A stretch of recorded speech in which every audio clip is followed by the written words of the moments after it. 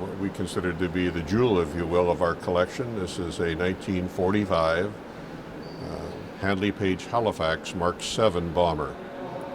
We recovered it from a fjord in Norway in 1995, brought it back here to Trenton, and spent 10 years restoring it to the condition it's in today.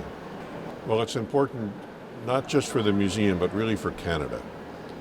The majority of aircrew, almost 75% of all the aircrew who flew in Bomber Command during the Second World War, flew in the Halifax bomber. So this is an important, iconic representation of our commitment to the Commonwealth Air Forces during the Second World War.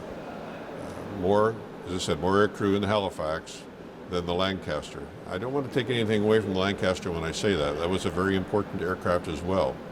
However, Canadians can associate themselves more with the Halifax bomber. The aircraft presently is priceless.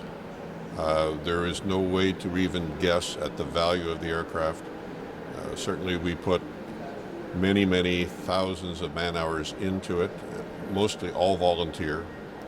Much of the funding necessary to put it together in the state it's in, you see today, was volunteer donations from a variety of organizations and individuals, the majority of which came from an organization called the Halifax Aircraft Association, which was formed back in 1995, recently disbanded, but probably arranged donations in the order of $4 million by the time they were all finished in order to get the aircraft where it is today.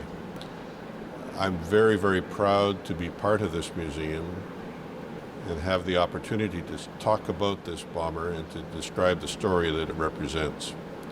Of course, this is the National Air Force Museum, and it's our mandate to tell the complete 100-year story of the RCAF.